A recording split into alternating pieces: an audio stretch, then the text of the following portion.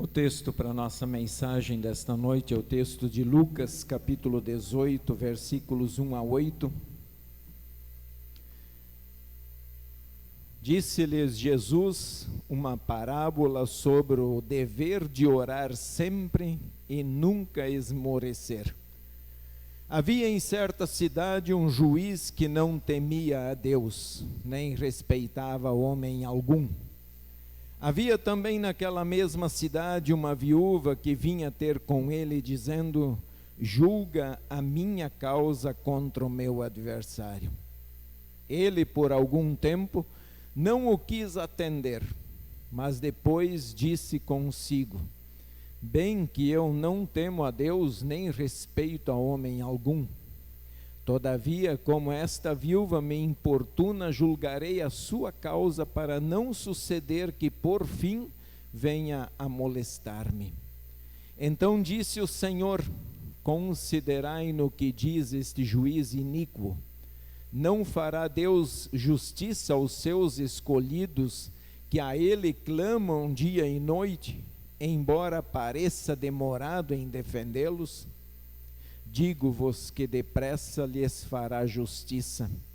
Contudo, quando vier o Filho do Homem, achará porventura fé na terra? Que o Espírito do nosso Deus conduza o seu coração, a sua mente, a sua alma, e que estejamos todos os dias diante deste Deus. Amém. Como vimos, o texto ele trata de um assunto muito conhecido, mas ao mesmo tempo um assunto que não se esgota, que é sobre a oração. Para ensinar os seus discípulos, Jesus conta uma parábola, a parábola de uma viúva que insistia muito com um juiz iníquo, isto é, ele não acreditava em Deus, era para julgar. Esse juiz que não acreditava deveria julgar a sua causa. O texto até fala algo sobre o juiz, dizendo: um juiz que não temia Deus nem respeitava homem algum. Me parece que Jesus está falando do nosso tempo, pois temos juízes que não respeitam, não temem a Deus, e me parece que também não temem homem algum. Talvez por achar que o poder que possuem em suas mãos durará para sempre. Mas seja lá como for, cada um tem o seu momento, tem a sua hora. E assim como chegou a hora desse juiz do texto, chegará também a hora dos nossos juízes. O título do texto é A Parábola do Juiz Iníquo. Mas talvez pense que o título poderia ser outro: a fé que persiste em meio às tribulações, ou a oração que persiste, mesmo em meio às tribulações. A viúva tinha uma causa a ser julgada, só que a questão não era resolvida. A solução que ela encontrou foi importunar o juiz, ficar incomodando o juiz, batendo, até que o juiz mesmo ele chega à conclusão que estava na hora de julgar a causa. Vocês lembram que naquela época, aquela cultura, aquela viúva não tinha nem marido e nem um filho homem que a pudesse defender. Então ela dependia daquele juiz, ela dependia de uma solução daquele juiz. E aquele juiz, então, ele afirma: como esta viúva me importuna, julgarei a sua causa, para não suceder que por fim venha a molestar-me. Na verdade, ela já estava o molestando, já estava importunando, insistindo, batendo, e ele se convenceu, então: eu vou olhar para essa viúva e vou julgar a sua causa. Com esta parábola, Jesus quer nos ensinar que devemos ser persistentes na oração. E eu penso que é um momento de refletir, e cada um olha para a sua vida. Quanto tempo você já está pedindo algo? Já cansou de pedir? Ou continua firme, persistindo na oração, pedindo a Deus? Talvez Ele quer testar a nossa fé e por isso não atendeu ainda o nosso pedido. E Deus tem o seu momento exato para atender ou não atender. Mas Ele tem o seu momento. Por isso Jesus conclui a parábola com uma pergunta, olhando para aquela situação.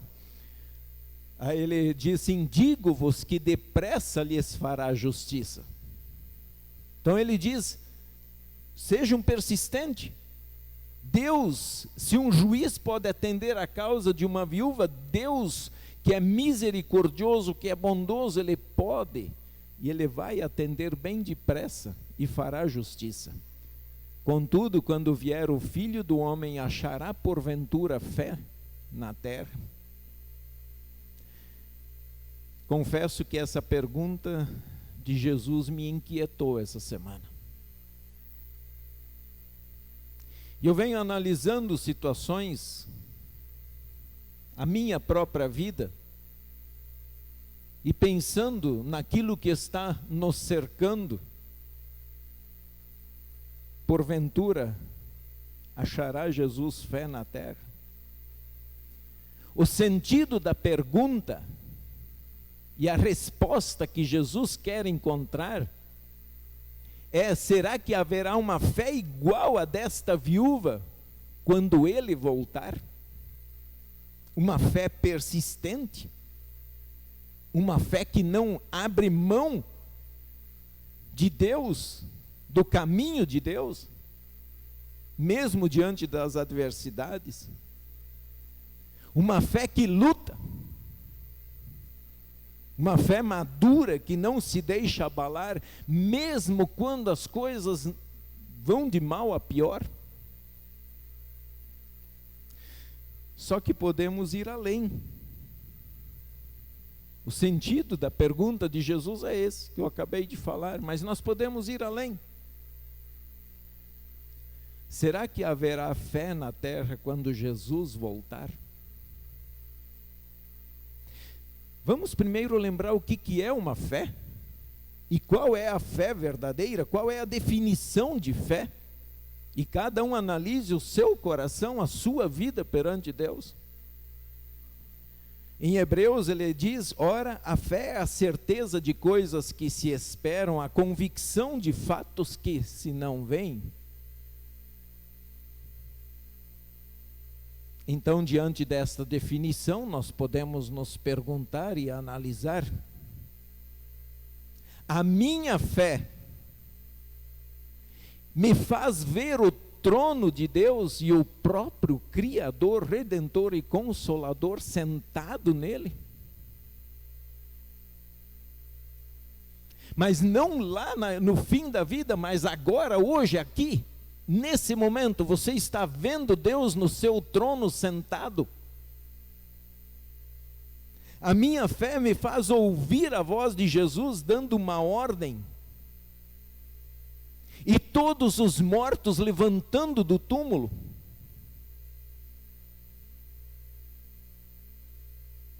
Ressuscitando para serem julgados, para passar diante do tribunal daquele que irá julgar vivos e mortos.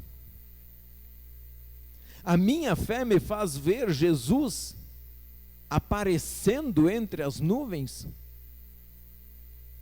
Eu aguardo esse Jesus, eu estou vendo Ele, tanto subindo como descendo, em breve.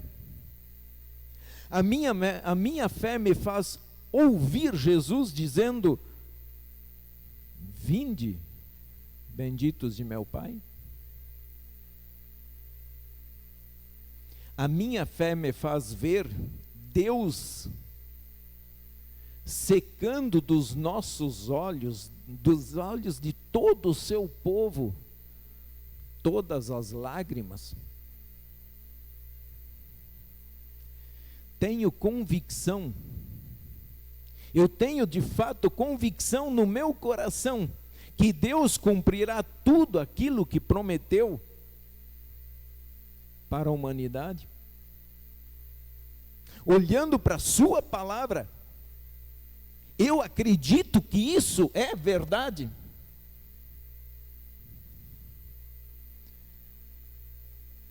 Quando Jesus voltar, será que encontrará a fé salvadora no coração da humanidade?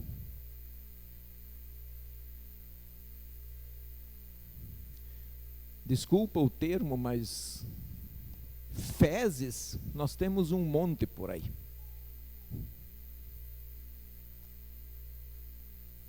Fé nisso, fé naquilo, fé naquele outro, fé nisso, fé naquele outro, fé em mim mesmo, fé no meu poder, fé no meu dinheiro, fé na minha capacidade. Mas eu tenho fé, a fé verdadeira no meu coração, mas não aquela fé que está me prometendo um mar de rosas aqui nessa vida, porque nós não temos um mar de rosas. Ou achamos que essa perseguição que está acontecendo aos cristãos em muitos lugares é ilusão. Será que a humanidade acreditará somente nele como Salvador do mundo quando ele aparecer no céu? Quantos corações vão estar firmados nessa fé? Não haverá fé? Será que em deuses feitos pelas mãos humanas?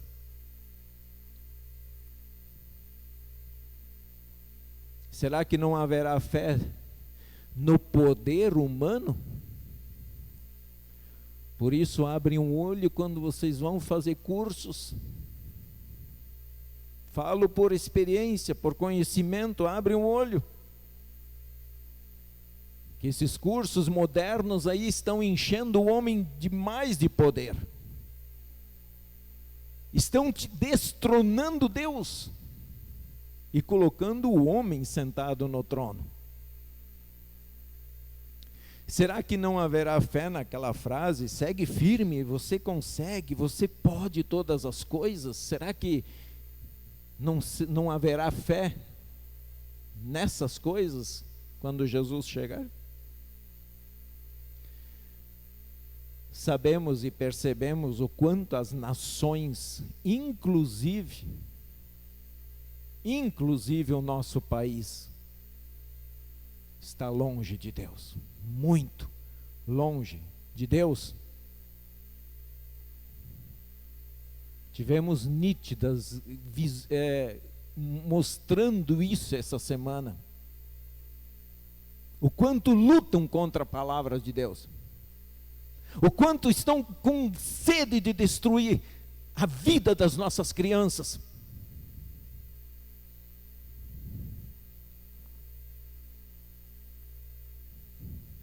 Nos últimos anos para cá,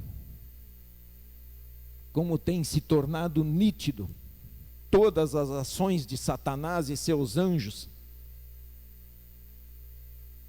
Satanás nunca descansou e nunca vai descansar enquanto Deus não colocar um basta, enquanto Jesus não aparecer no céu. Mas a partir dali vemos o quanto tudo está mais difícil e o cristianismo passou a ser perseguido. Inclusive aqui no Brasil. Quem ainda não está enxergando, tire a venda dos olhos. Está na hora. Sabemos que no final dos tempos acontecerá uma grande apostasia da fé. O que é apostasia? Isso significa que muitos irão abandonar a fé.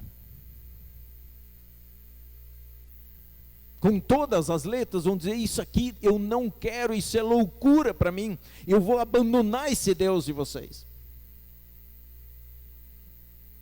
A palavra de Deus nos avisa sobre isso, e o Volney acabou de ler para nós.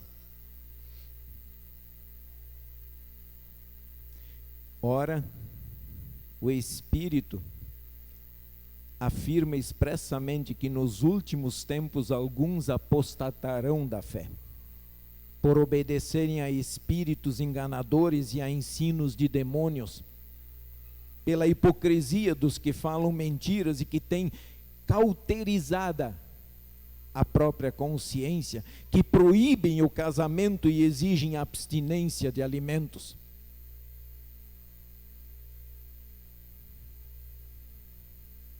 O que estamos presenciando é uma verdadeira vergonha. Muitos estão se deixando levar por esses espíritos enganadores e ensinos dos demônios. E não são poucos. Muitos hipócritas falando mentiras e que têm a mente cauterizada. Quer dizer, a mente que não está mais conseguindo pensar, está congelada, é como uma carne congelada. Assim está a mente das pessoas, cauterizada, congelada no pecado. Quantos por aí estão difamando o verdadeiro casamento, o casamento que Deus instituiu? Homem, mulher, família constituída por Deus. Mas estão ensinando ideologia de gênero. Inclusive essa semana, por infelicidade, um ministro votou de novo para ensinar na escola ideologia de gênero.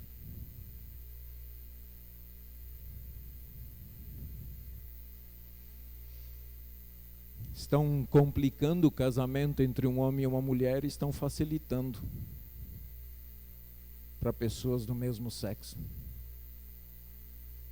Isso é trabalhar para o inferno. Isso é servo do diabo. E o texto da nossa epístola, que eu falei antes, que o Vonei acabou de ler, ele também faz uma menção a isso. Pois haverá tempo em que não suportarão a sã doutrina, pelo contrário, cercar-se-ão de mestres segundo as suas próprias cobiças, como que sentindo coceira nos ouvidos, e se recusarão a dar ouvidos à verdade, entregando-se às fábulas, entregando a essas histórias bonitas, o que encanta os olhos e alegra o coração, mas que por trás vem te cobrar um preço muito alto, uma eternidade no inferno. A escolha por líderes que satisfazem seus egos já começou faz tempo. Vou lá porque lá fala o que eu quero ouvir, o que alegra o meu coração, satisfaz o meu ouvido e deixa minha alma em paz. Vemos se intensificar nos últimos anos. O cristianismo moderno, em vez de apontar o pecado, ele massageia o ego do ser humano. Ele diz, não é tão sério assim, Deus não é tão brabo. E lá, inferno, não esquenta a cabeça, inferno não existe. Eu não vou pagar para ver, porque eu conheço o meu Deus. Então eu não vou pagar para ver.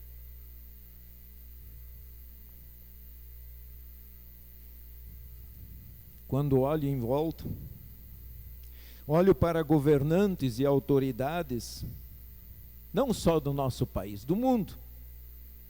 Olho para os líderes religiosos, quando vejo os próprios cristãos apoiando tudo que vai contra a palavra de Deus, percebo e vejo que estamos vivendo um grande tempo de abandono da fé verdadeira. Estamos pintando uma fé diferente daquela que a Escritura nos apresenta. A fé que Jesus quer encontrar é aquela registrada nas leituras desse dia. Vocês veem que hoje nós lemos todos os textos. Por exemplo, no Salmo 21, a fé que Deus quer encontrar no meu e no seu coração é aquela convicção. Quando alguém nos pergunta, a gente pode responder: o meu socorro vem do Senhor que fez os céus e a terra. É dali que vem o meu socorro. O meu socorro não vem de ser humano, não vem de dinheiro, não vem de coisa nenhuma. Mas o meu socorro vem do Senhor. E não de qualquer Senhor, mas daquele que criou os céus e a terra. Aquele que nos deu vida. Uma fé que sabe quem é o seu Criador. Uma fé que canta e diz que esse nosso Deus, Ele não permitirá que os teus pés vacilem, e não dormitará aquele que te guarda. Dormitará é cochilar. Deus não cochila. Deus não deixa o controle cair da sua mão, como nós o fizemos muitas vezes. Mas Deus não cochila. É a fé que afirma com toda a convicção: o Senhor é quem te guarda. O Senhor é a tua sombra à tua direita. De dia não te molestará o sol, nem de noite a lua. O Senhor te guardará de todo mal. Guardará a tua alma. O Senhor guardará a tua saída e a tua entrada desde agora e para sempre. Essa é a fé que Deus quer encontrar no seu coração. É a fé de Gênesis, é a fé de Jacó, descrita em Gênesis. A fé que fez Jacó lutar contra um anjo, por saber que a bênção dele era extremamente importante em sua vida, e ele lutou. Ele falou: eu não vou te largar enquanto você não me abençoar. É a fé que tem a convicção que preciso da bênção de Deus em tudo na minha vida. Jesus quer encontrar a fé registrada na leitura da epístola desta noite.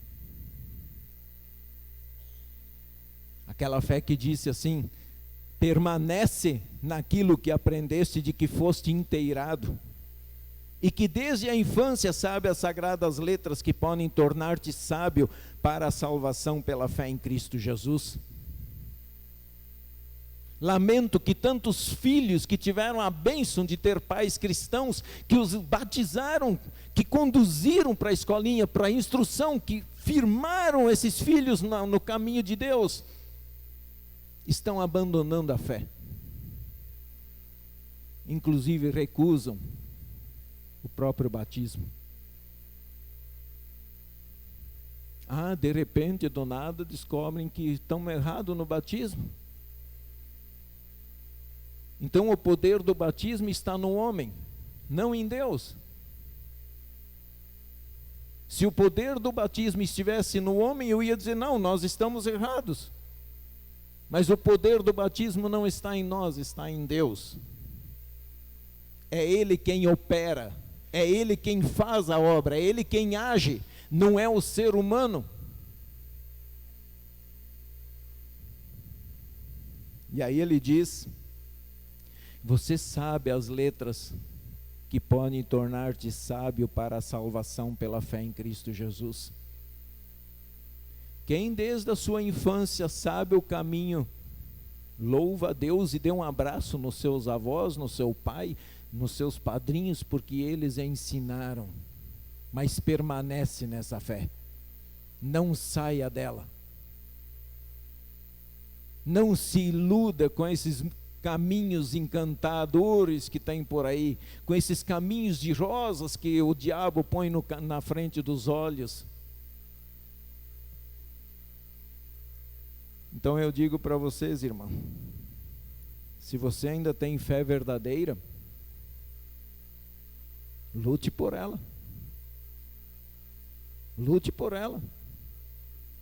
Não deixa Satanás carregar ela embora.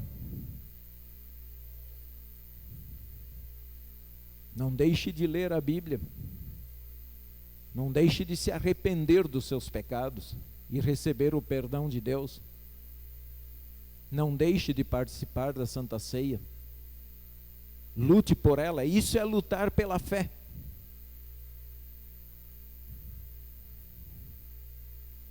Dê condições a Deus de te fortalecer. Dê condições a Deus de animar o seu coração, de permanecer nela.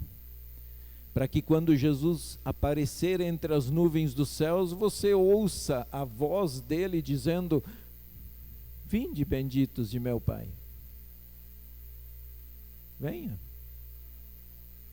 Estou te esperando. Estou te recebendo no reino do meu Pai. Então eu termino. Se Jesus virá logo ou se demorar, eu não sei dizer para vocês. Eu tenho a minha convicção. Mas eu não sou louco de dizer se vai demorar ou não. Depende do que é demorar e o que é vir logo para cada um. Porém, quando ele chegar, seja logo ou demorado, será que encontrará a verdadeira fé na terra e no seu coração?